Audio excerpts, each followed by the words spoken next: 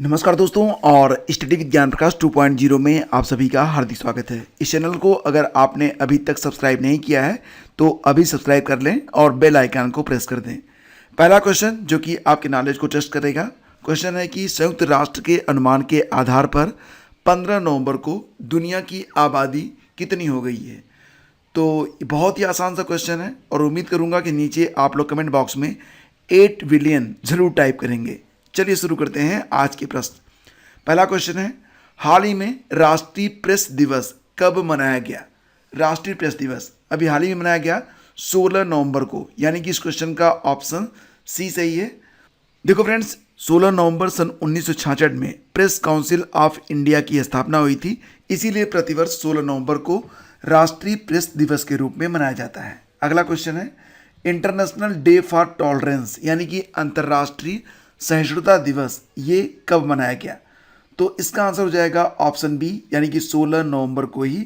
और देखो इसकी शुरुआत हुई थी कब से, तो 1996 में किसके द्वारा, यूनाइटेड नेशन जनरल असेंबली के द्वारा। देखिए फ्रेंड्स, अगर सोशल मीडिया में आप फेसबुक, ट्विटर, इंस्टाग्राम या फिर टेलीग्राम पर हमसे कनेक्ट होना चाहते हैं तो आप लिख कर सर्च करिएगा स्टडी विज्ञान प्रकाश, या फिर आप हमारी वेबसाइट studyvigyanprakash.com पर भी विजिट कर सकते हैं। अगला क्वेश्चन है, हाल ही में आर्टेमिस चंद्र मिशन को किसने लॉन्च किया है।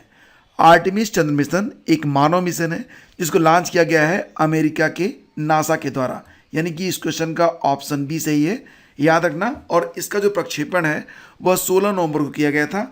अभी वर्तमान में आर्टेमिस का जो है पहला चरण है, इसमें मानव रहित एक रॉकेट भेजा गया है जो कि चंद्रमा की परिक्रमा करके वापस लौट आएगा।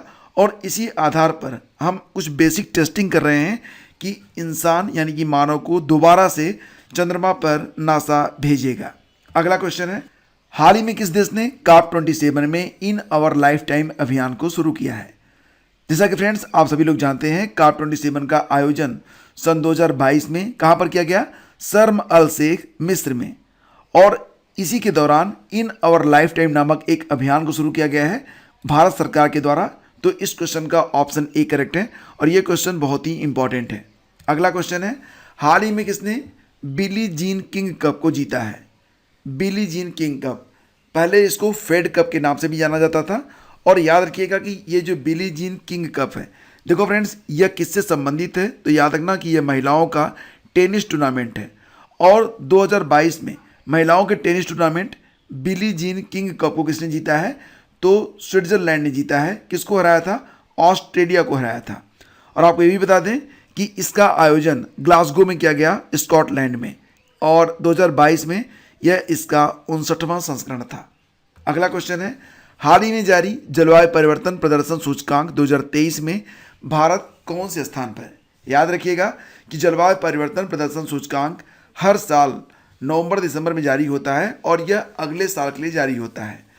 तो इस साल यानी कि 2023 के लिए जो सूचकांक यहाँ पर जारी हुआ है उसमें भारत 8वें स्थान पर है। याद रखिएगा कि इसके पहले यानी कि 2022 और 2021 में भारत जो था वो 10वें स्थान पर था, लेकिन 2023 में भारत पहुँच चुका है 8वें स्थान पर। अगर आप यहाँ पर देखेंगे तो रैंकिंग में 1, 2 और 3 नंबर के जो स्थान है ये खाली हैं। चौथे स्थान पर डेनमार्क है, फिर स्वीडन है, फिर चिली है, फिर मोरक्को है और फिर है इंडिया। तो यह काफ़ी गर्व की बात है कि इंडिया काफ़ी अच्छी उन्नति कर रहा है क्लाइमेट चेंज परफॉर्मेंस इंडेक्स के अंतर्गत। अगला क्वेश्चन है, निम्नलिखित में से कौन भारतीय ओलंपिक संघ एथलीट आयोग के सदस्य के रूप में चुने गए 10 खिलाड़ियों में से एक नहीं है। भारतीय ओलंपिक संघ एथलीट आयोग के सदस्य के रूप में जो 10 खिलाड़ी चुने गए हैं उसमें साइना नेहवाल का नाम नहीं है। तो इस क्वेश्चन का ऑप्शन ए सही है। अच्छा, ये 10 खिलाड़ी कौन कौन से हैं, तो देखो फ्रेंड्स इसमें हैं MC मैरी कॉम बॉक्सिंग से, PB सिंधु जो कि शटलर हैं, मीराबाई चानू जो कि वेट लिफ्टर हैं, गगन नारंग जो कि शूटर हैं, शरत कमल टेबल टेनिस, और शरत कमल को अभी हाल ही में खेल रत्न सम्मान भी मिला है, रानी रामपाल जो कि हॉकी से हैं, भवानी देवी तलवारबाज हैं, बजरंग लाल ग्रोवर नौकायन, ओम प्रकाश सिंह पूर्व शॉटपुटर और शिव केशवन का नाम इसमें शामिल है। इसमें साइना नेहवाल नहीं है। हाल ही में पावर सिस्टम कॉर्पोरेशन लिमिटेड का नाम बदलकर कर दिया गया है ग्रिड कंट्रोलर ऑफ इंडिया, यानी कि इस क्वेश्चन का ऑप्शन बी सही है। ये बिल्कुल रट लेना कि पावर सिस्टम कॉरपोरेशन लिमिटेड का नाम बदल गया है और इसका नाम कर दिया गया है ग्रिड कंट्रोलर ऑफ इंडिया। तो ये आपको बिल्कुल याद रखना है। 15 से 21 नवंबर तक मनाए गए नवजात देखभाल सप्ताह की थीम क्या है? प्रतिवर्ष 15 से 21 नवंबर तक नवजात देखभाल सप्ताह के रूप में मनाया जाता है और 2022 में इसकी थीम है home care of new born in urban areas. Home care of new born in urban areas. नवंबर 2023 में रिजर्व बैंक के केंद्रीय बोर्ड में निदेशक के रूप में किसे नियुक्त किया गया? नवंबर 2023 में रिजर्व बैंक के केंद्रीय बोर्ड में निदेशक के रूप में नियुक्त किया गया है फ्रेंड्स। जी हाँ दोस्तों, ऑप्शन डी यानी कि विवेक जोशी को। भारत का पहला भारतीय जैविक डेटा केंद्र कहाँ पर स्थापित किया गया है? तो दोस्तों इसको स्थापित किया जा रहा है ऑप्शन सी फरीदाबाद हरियाणा में। और भारत में जो भी प्रजातियां, चाहे वो पौधों की हों चाहे वो पशु पक्षियों की हों, जो कि लुप्त प्राय होने वाली हैं, तो उनके सैंपल, उनके डेटा यहाँ पर स्टोर किए जाएंगे।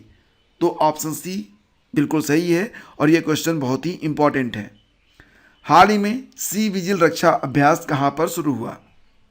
तो दोस्तों सी विजिल रक्षा अभ्यास ये शुरू हुआ है पूर्वी समुद्री तट पर। इस क्वेश्चन का ऑप्शन डी सही है। आपको बता दें कि 15 नवंबर को शुरू हुए इस रक्षा अभ्यास में भारतीय नौसेना, भारतीय तटरक्षक बल और भारतीय सीमा शुल्क व अन्य समुद्री एजेंसियां मिलकर अभ्यास कर रही हैं। 3 दिन तक यह आयोजन चलेगा और यह सी विजिल रक्षा अभ्यास का तीसरा संस्करण है। तो फ्रेंड्स ये थे आज के करंट अफेयर और हम उम्मीद करते हैं कि सेशन आपको अच्छा लगा होगा। अगर अच्छा लगा है तो लाइक और शेयर करना बिल्कुल भी मत भूलिएगा और हाँ, चैनल को अभी सब्सक्राइब करके बेल आइकन को प्रेस कर दीजिए। Thank you so much.